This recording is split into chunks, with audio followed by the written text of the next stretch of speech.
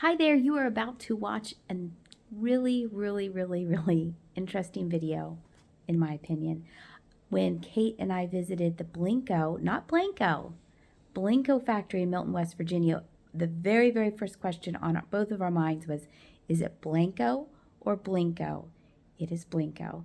I say Blenko in the beginning of the video because I was not schooled. This was the most epic tour of a glass factory that I've ever been on. Probably the only glass factory I've been on. I'm comparing it to the Corning Museum of Glass, which is two different animals. Blenko has a little bit of history and museum part, but for the most part, the tour, you are in the hot house, the glass factory, whatever you want to call it, and it was amazing. I had the best time.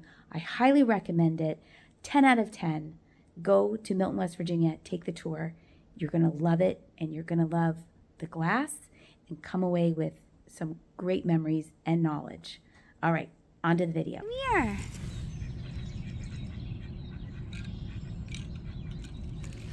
Come here. Hi.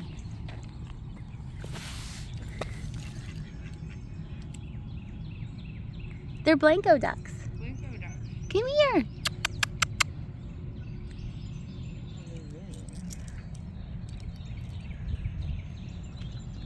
It's so peaceful. Look how pretty it is. Hi, Goosey.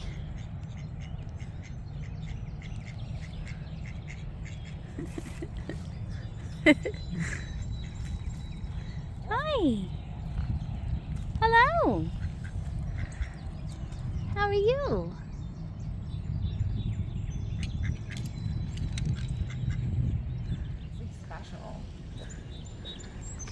And then the how they spelled out Blenko with the glass too. That's super pretty. Cool. Oh man, they have like all new stuff. They have like new stuff every time. It's insane.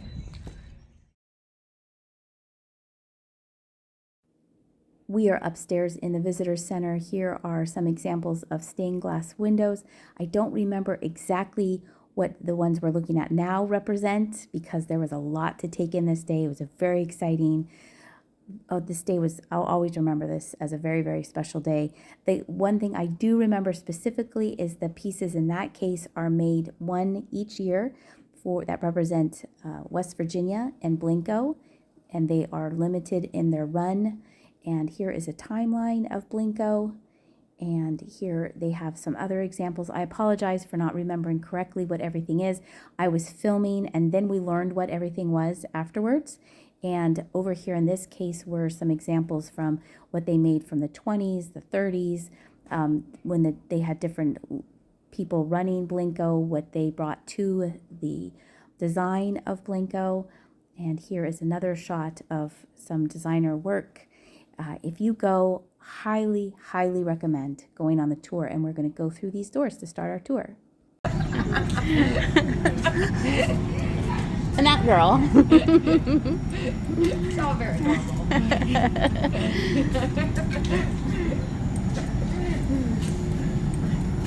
That's so funny. All the bears in their original state. You can take a look. So that's what you would break up and turn into chunky pieces. Also the round one on top, that is called a rondelle. That is the very first thing that Mr. Blenko started selling, is that simple round piece of glass. So cool. But our first stop is actually going to be up here on the right. This is, now you're in the original factory. This is the 100-year-old factory. I want to pick that up, put it in my pocket.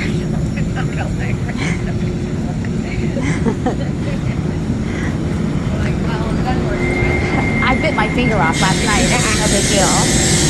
Now guys, as we freeze things together and place it inside of a furnace, you will get glass, but you're not going to get color. In order to get your color, you're going to have to mix that chemical in. So in the case of Ruby, he found out that if he mixed raw gold inside of this batch, that is what would give him his ruby, for example. If you wanted something like a blue, you would add a cobalt to your batch. If you needed green, you'd add iron dioxide to your batch, and so on and so forth. Basically, the chemist gets to come up with how much of this that he needs to add in each batch. Now, I will say, I do not know the amounts myself. They keep it very hush-hush. It's not proprietary information. But I will say, we've made over 1,500 colors here, so it'd be virtually impossible to keep up with. Now, that being said, once they have the color that they're getting ready to make, they're going to mix it inside of these large drums called hoppers. And as you can see, he's giving it a thorough mix. Once that's ready to go, he's going to use his state-of-the-art wheelbarrow, and he's going to take his batch and load it inside of one of these furnaces. Now that being said, each furnace is going to be set to a slight different temperature. The chemical has a specific melting point, right? And we need to get to that melting point. So for crystal, for example, it's kept around 2,300 degrees. And then other ones, depending on the chemical, are going to need to be hotter. So the biggest takeaway from this is that each of our furnaces is only going to hold one color. If that makes sense. Each furnace is only going to have one batch, and we run about 8 colors at any given time. So whenever we go to watch them blow glass, you'll know if they're taking a while, they have to go to the other side of the factory. They're collecting the color that they need to bring it to their shop. The shop is going to be a team of about 6 to 7 glass artists that each have a specific title in making one product here at Blenko. I didn't know if you guys knew this. You've probably heard of glass blowers. They're the ones that blow into it. But you're going to need a finisher who's going to add the final touches to the piece. You're going to need a gatherer who's going to gather the glass from the furnace. You're going to need a carry-in, which is the person who collects the glass and takes it to our annealing oven. So there's a lot of different moving parts. That being said, now it'll be my job to interpret what product that they're making today, because it does change daily. We make products to order here.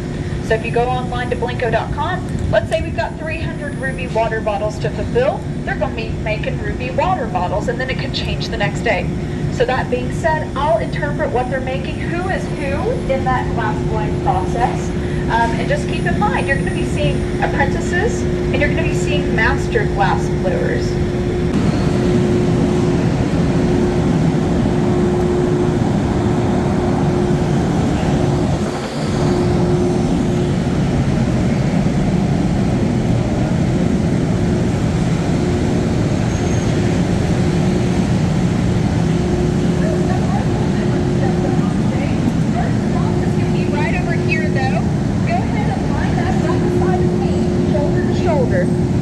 Then you all can line up.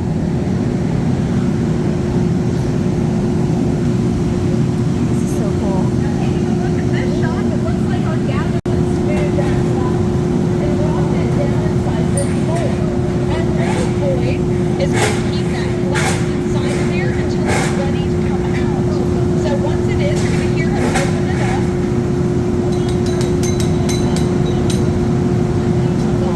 And out comes one of our mini water bottles. Now you can see that it's got excess glass on the top of it where he just blew it. We need to get that off. So he's going to collect it using this clamp specifically designed for the braid board. And he's going to come to this little box and twist that glass off. Oh, you're fine. You can stay there. I'm trying to get out of your way so you can have a good view. Now, once he does that, he's going to place it inside of this little furnace and reheat the glass. I'm sure you guys can hear how much that glass had already hardened. They need it to be malleable and soft. So what's going to happen is we're going to place it inside of here, reheat it. It's going to look red orange again because of how hot the glass is. And I'll take it to our finisher, which is going to be Lisa sitting down over here in the chair. Now, if you would like to see the beginning part that you guys missed, take a look over here. Our gatherer has already brought that hot glass over, and our blower is going to start blowing into the blow pipe. You're going to see it expand on the end very quickly.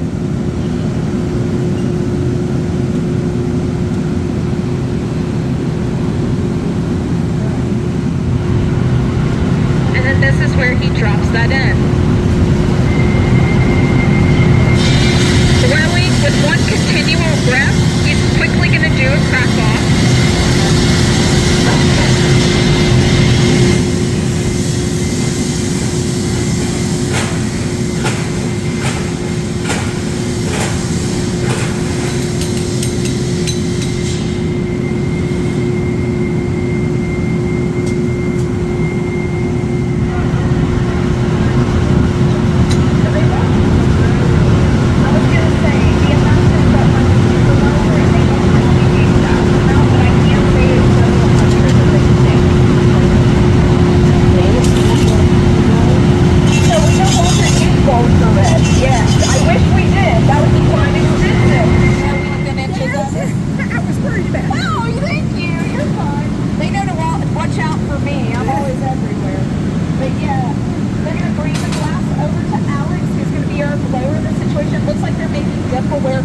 today.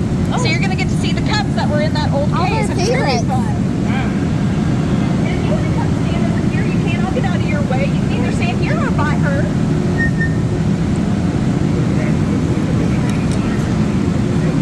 It's pretty chill. Yeah. They have to deal with a lot of people because then they have people come in here. Now, like you guys were saying, some of you were catching on. All the furnaces are going to be numbered, and that's going to hold the color that's inside. So that's how we label them.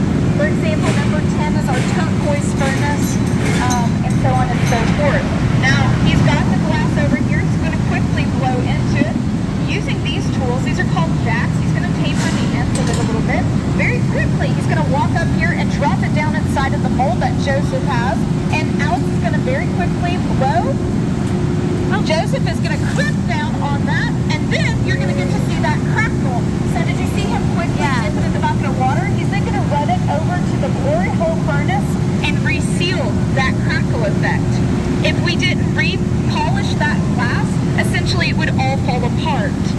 Glass is naturally hydrophobic, and it wants to resist water, so basically it shatters, and that's what gives it the crackle design.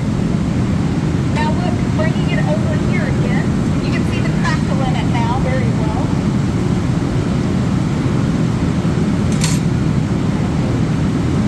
Now Alex is actually drizzling water on top of that. Again, it's hydrophobic, wants to resist it. That's going to help with the crack off. So here comes our stick up. Travis is going to stick up to the end of that glass. And then he's going to tap it off. Now, we're not done yet, folks. It's got to go back inside of that glory hole furnace and be brought back to temperature, right? Because it's got to be finished. That glass has to be finished. And it looks like our finisher today is going to be over here. That's going to be Adam sitting down in the chair. So once Travis gets that glass reheated, he's going to take it straight over to Adam back there. Now, the red work a typical 8-hour shift, or shorter times or longer times. What is it? What's their work schedule? Oh, they were from 6 a.m. to 2:15. That's how long they're in the shop. That's when production happens. Now, because the furnaces have never shut off, we do have a night watch that comes in to make sure that the place isn't burned down. But take a look at Adam over here. You can actually see him opening up that glass. He's going to need to reheat it again. This can happen 2 or 3 times for a single piece. So a lot of work goes into something as simple as a drinking glass. So in it goes. He's going to reheat it. And then it's going to be his job to open it up a little bit further. Now take a look. So he's going to use this tool, the jack, in order to shape it and open it up. You're seeing him use the tips of it, which really blows that open. And what you're about to see is the carry in and the crack off. So after our stick up has brought it over, that glass is already attached to that other rod. We need to break it free. So they're going to place it on that tool, give it a couple of taps, and that's going to break the glass off. Now that being said, that is always going to leave a superficial scar on the bottom of the piece. That is called the punty or the pontile mark. And that is the handmade, basically, trademark to show that that was made here by people rather than placed down inside of a mold. You can see his fire Paul would take that punty or the pontile mark because he doesn't want it to be too jagged before he places it inside of the layer or the layer, depending on how you pronounce it. This is Sean, by the way. He's our stick up. I like that. Are those shot glasses? Wow. That's what it looks like over here. Then we've got water bottles, little mini ones, and then a very cool, glowing mystery piece that I have no idea what it is, but exciting things to come, right? That's what we say around this place. That's so cool. Look very, very closely. You might see it moving. Yeah.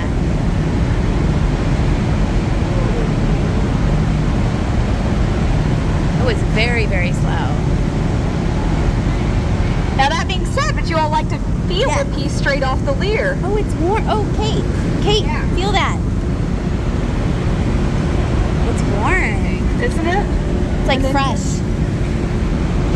Still want my dishwasher temperature, right? That's good here. that the shoulders are symmetrical, that our finisher did a good job opening it up and placing the spouts because those need to be as even as possible. And I'm sorry, my mic seems to have feedback with the leader all the time. We look to see the color, and this is a beautiful malachite. This is our newest color in case you guys are curious. And then what we're looking for inside of the glass are any inclusions, right? Do I have a first quality piece or do I have a second? Now, up towards the top of the neck, I can see what we call cording. It's going to be hard to see on this dark color, but if I hold it up here, there are kind of lines that go up. Now that is just whenever the glass is cooling down unevenly, so it kind of looks like stretch marks on the glass. That can make something a second quality piece. But honestly, this overall looks like a great little water bottle outside of this little slate here. Now first qualities can be as close to perfect as you can possibly get with a handmade piece. Second quality, like I said, they're going to have a couple of defects or I like to call it charm that makes it show that a human being made this piece. That being said, what do we want to give this? Do we think it's going to be a first or a second? We think first? What do you guys think? First or second? You think second? I was going to say, take a look. See what you think. Yeah, do they have someone that's their job to quality control? Absolutely. I'm getting ready to introduce you to the man himself. Okay. And the king of the leader. Now, he is going to grade every single piece that comes through. Tell me what you see in this guy. And you want to get close because he seems to be drowning out by all this noise we've got going on. So you may want to get close to him here. This looks like a pretty good water bottle for the most part, but I do notice like some not shear marks, but like fork marks. I think they're taking the wear kind of up there, rub it off on the hand. It went very quick. Oh, it's quick. Products out of it. It doesn't mess with the color purity at all. Oh, okay.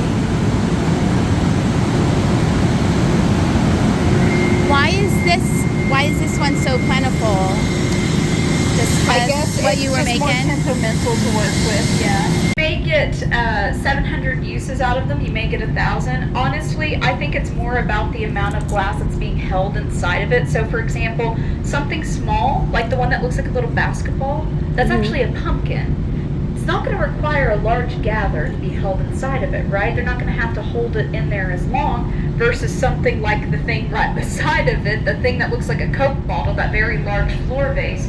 Well, that's quite a large gather of glass you're going to have to hold in there, and it's going to have to be held a lot longer. So you may only get a couple hundred uses out of that one over there versus your pumpkin that you may get 700 uses out of. It really just depends on the amount that goes into it. Now, Is it the same wood used for all the molds? they are, yeah. These are all made out of wild cherry wood, and there's one particular reason that we use wild cherry wood. Okay. It has an incredibly fine grain to it, which allows it to hold warm water. So have you thought about how does the glass not catch the wood on fire? What we need to do is completely hydrolog these molds. They will sit in a bathtub until they're ready to be used. So what we're trying to do is make that wood absorb the water. And so that's exactly what's going to happen. That's why we use wild cherry wood. And it is for the hand block tools, for the paddle tools that the glass blowers use in order to roll out the glass. Those are also going to be made out of wild cherry wood. And these are also going to be hand carved. And y'all do that as well? We The do, inside of the mold? absolutely. Okay. There's only 2 gentlemen who make every single mold that we make. One of them is Daniel Chapman. He is our master wood carver. He's been here for 46 years. He's Need a been. replacement lined up. That's the first thing everyone seems to say. A couple months ago, I might not have been able to tell you, he does have an apprentice now. So that is why we have 2 people making them. His name is Josh. And I'm getting ready to introduce you to them. So if you guys are ready, I'll take you inside.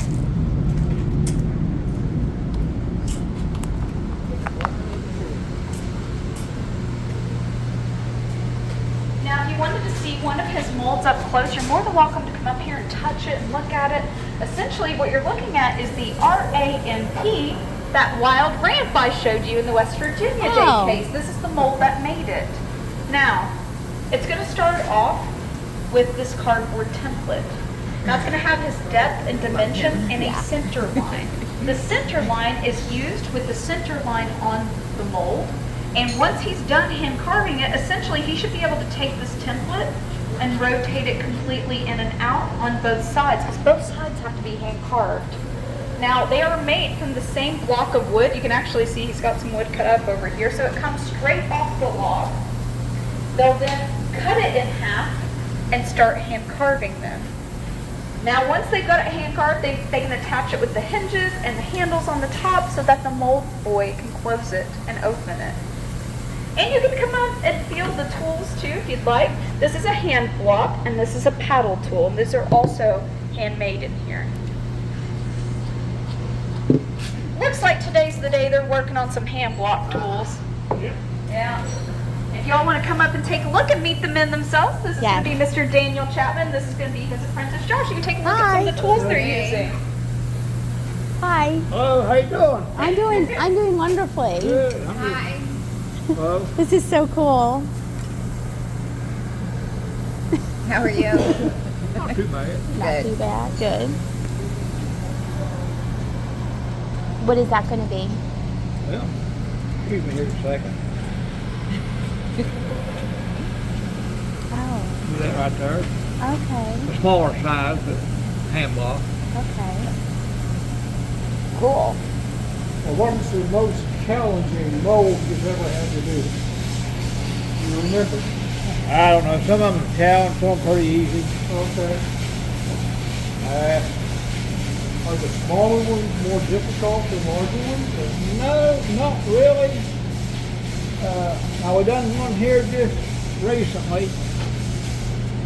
Now you see much change in the quality of wood, wild cherry over the period of time? Not too much.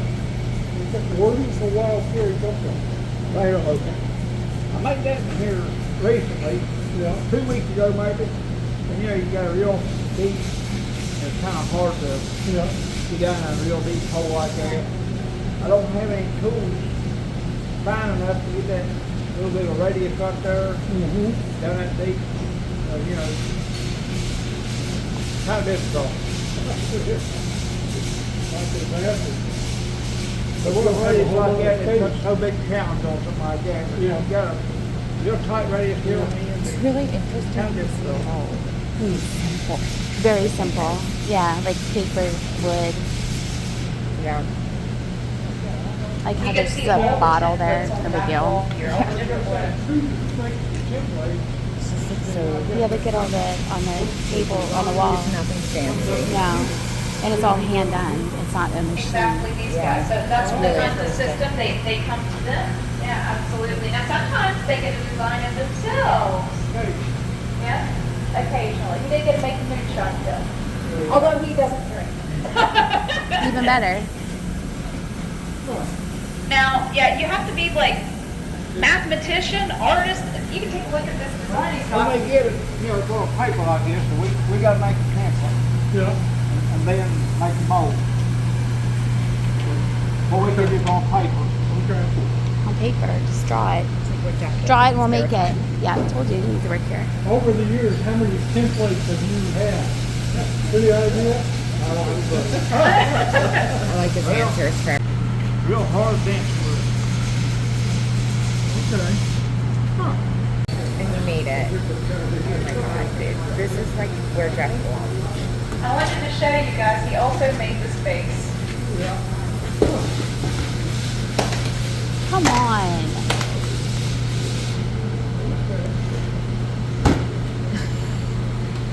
Now, have you ever seen a 5-string guitar? No, I've seen a 5-string bass. I don't know what that is. Bass. Oh, okay. I've never seen a 5-string. Okay. I've never seen a 5-string guitar. Okay. Well, I had one time, but I bought another set to put a one-way guitar in a 5-string bass.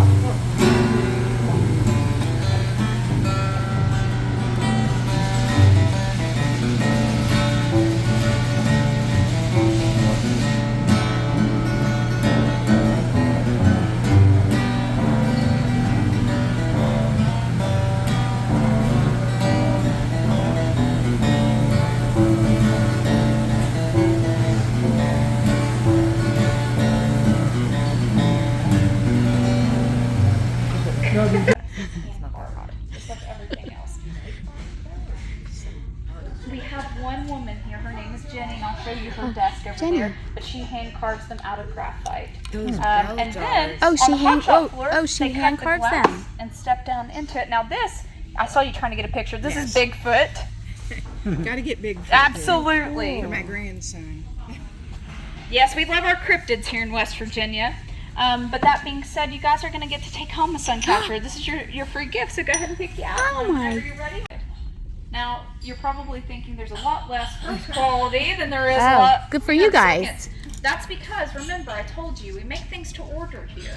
So whenever someone places an order at Blenko.com, we need to get this glass off the shelf as quickly as possible. Oh. If we had a lot of glass sitting over here, that means orders are backed up. That's not a good thing. Oh, okay. So we want that one clear. Over here, your seconds, they're going to be taken down to the gift shop to be sold.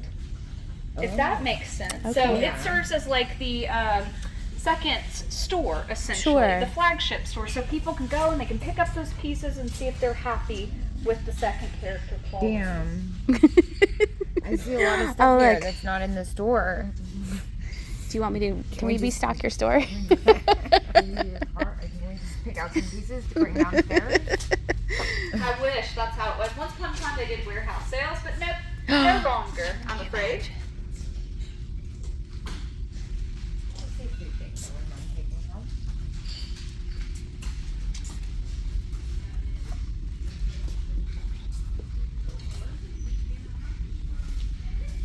Rise and they place the glass Oh. down into it, so it's like the perfect fit for every single box.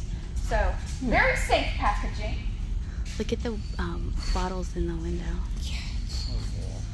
Now, as we walk down through here, you're going to be able to see the Blenko glass windows up here. If you want to come and take some photos, you're at the best time to do so. Yes, you can toss them. Absolutely. Go right ahead. But you can actually see some of the beautiful window paints reflected on the ground over here, which is my favorite part of the day. A huge thank you to Kate for taking me on this tour. I hope you enjoyed this video. Thank you so much for watching, and I'll see ya.